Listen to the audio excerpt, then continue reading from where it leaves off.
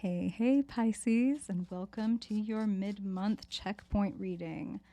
So, Spirit has a message for you, which is prioritize pleasure. And they are asking you an important question, which is, what lights you up? If you could literally make a list, what lights me up?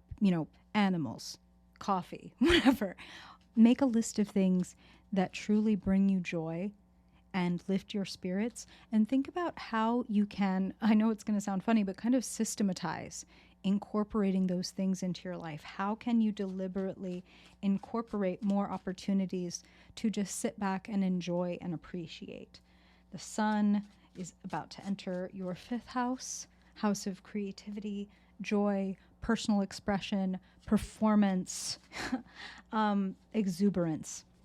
So these are on the agenda for you, Pisces. They are not a side dish or a dessert. They are the point of being alive. Spirit is being very honest when they say, if people come to asking Spirit, what is my purpose? That you will know it more the more that you pursue things that give you joy, things that enrich you. Whew. Okay, let's get into it, Pisces. Spirit, we want to know the truth for Pisces' highest good. Pisces card, that's fun. We're not picking yet. Okay. Spirit, yes, thank you. We hear you. We are speaking to and for Pisces sun, Pisces moon, Pisces rising. We want to know the truth of where Pisces is standing at this mid-month juncture, and what you want to share with them for their highest good, Spirit. What do you see, and what do you want to share with Pisces to help them embrace the present and the unfolding future that brings fulfillment, joy, pleasure, abundance, ease? How do we help Pisces enjoy themselves the most? Because that means that they are on path.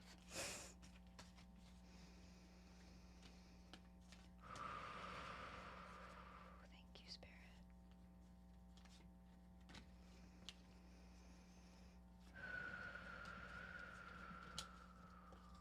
Okay. Hey. Two of Wands, looking out. Oh, geez. No wonder Spirit's like, we need more pleasure. More joy, more ease, please. But you know what? It excites me, Pisces, to see that you have things that you want to do. You have things that you want to create. You have things that you want to be, seen and appreciated for. There are things that are exciting you that are out there, and if they seem a little out of reach, there's nothing wrong with that. That doesn't mean they are forever. That means in this moment, yes, they seem a little out of reach. So you stand in the position of the Two of Wands, just looking right now at the crossroads. You are not ready to, plant your foot, perhaps. It's like, I've come this far. I've got this planted, all set up and ready to go. But there is something else that I want to learn or attain, or like almost like an exotic location. I've never been there before, even if been there is in that state of mind or that emotional state.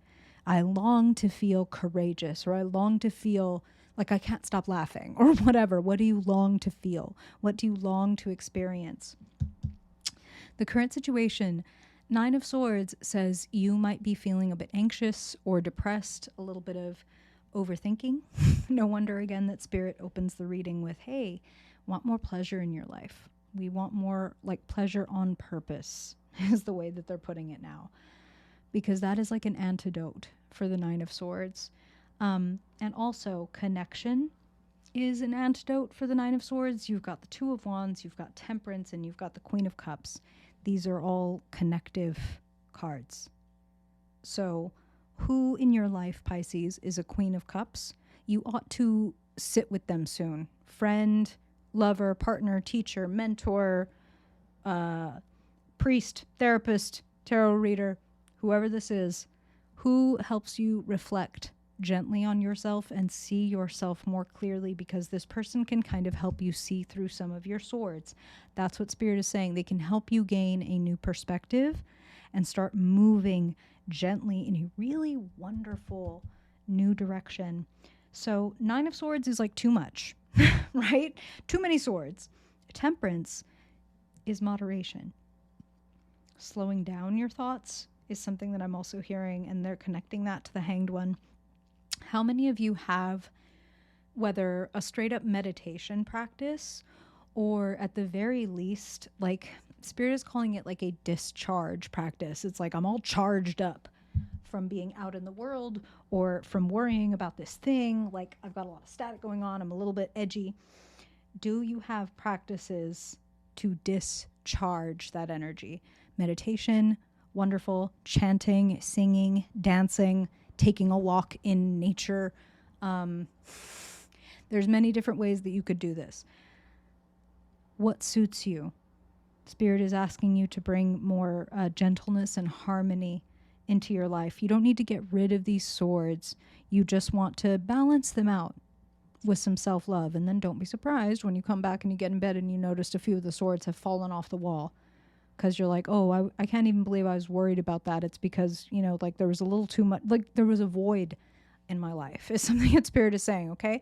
This won't apply for all of you, but it's like, oh, there was a void in my life where it's like I wasn't going and seeing my friends, or I wasn't tending to this exciting project that I've really been wanting to do or whatever. And that had me in my head. So now I'm getting out of it. I'm starting to get excited about showing the world what I have, and the fact that, yes, it might... it might fly in the face of some people. If you're asking yourself, Pisces, if you have what it takes to get somewhere that you want to go or to achieve something that you want to do, like against this competition, you absolutely do. And if anything, you might have a little bit of an upper hand.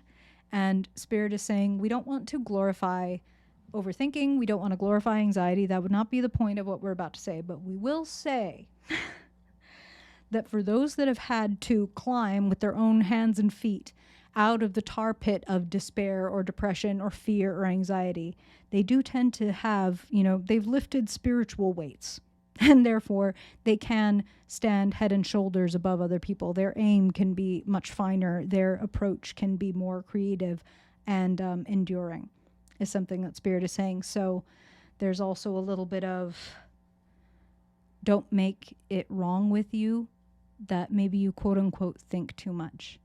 It's like, well, I am a whole ass human being, and all of the good things about me come with a flip side. And yes, I'm very brilliant and sensitive and passionate. And so that means that I can get very depressed or very anxious because I have an amazing imagination, right? So there's nothing wrong with you. We just want to bring in more of that opposite energy, like opposite action. Have you ever heard of opposite action? As in, if I get up in the morning and all I want to do is lay in bed and scroll my phone, then I'm going to consciously take the opposite action of leaving my phone where it is, getting up, washing my face, and going outside for a walk. Taking myself out where I cannot immediately dive into the fucking cesspool, right? And where I can actually hear my own thoughts and tune into my own frequency. Do more of that this month. So short term, get with your Queen of Cups. Long term, the Hanged One, a new perspective. There might be a pause. There might be Spirit is saying like a reflection period. And I don't know why, Pisces, I'm hearing like a month. Like, I mean, this is a back half of June reading, so it's like you might be making a decision about something that's either going to happen in August, or like, am I going to join this thing that starts in August, or am I going to go on this trip? I'm feeling like something is coming up. And I just want to pull one more, Spirit, for Pisces. What is kind of on the other side of this Hanged One caterpillar moment, Spirit? As Pisces notices and reflects, what comes of enjoying the sacred pause for what it is? Wow. Well, Your Queen of Cups can help you remember that you're the King of Wands. And there was a reason I kept feeling like it's so weird because this is a Pisces reading. Shouldn't I be feeling that the Queen of Cups is you? But I don't. And this is why. Whew. Your Two of Wands, you can take that idea, that experiment, that wish, that little flicker of passion and excitement. You can put it up against anything anybody else has, and actually, ultimately, you can show up as an authority, as an expert, as somebody that other people, literally and figuratively bow to. That's what Spirit is saying with that. So Spirit is reminding me that the Hanged One, one of the people, whenever I see a Hanged Man card, I think of Odin, who hung himself upside down from the world tree. Odin, the god of the gods, hung himself upside down from the world tree and sacrificed one of his eyes for psychic sight. So what might look to other people like a surrender or a letting go or a quote unquote giving up, that is absolutely not what this is. This is, oh, okay, I'm not supposed to make it all happen at once or all by myself. I'm co-creating with the universe, with my higher self that knows why the fuck I came down here at this time in this body with these people and these tools. And when I remember that, and I let go of trying to control everything, which drives me fucking nuts and causes a bunch of fucking static and makes me wonder, like, if I'm even allowed to be here. That's what Spirit is saying, my God, because this goes fucking deep. No more of that. Do things that excite you. Embrace competition. Embrace it as a challenge, not because like, oh, I have to achieve this or overcome this. It's like I'm going to enjoy the challenge of it because I'm excited to try it. How about that?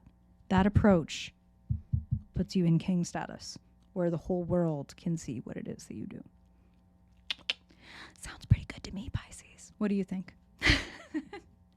I hope this is helpful for you, Pisces. Thank you for being here. Like if you like, subscribe if you vibe, and if I don't see you before then I hope to see you in your July reading.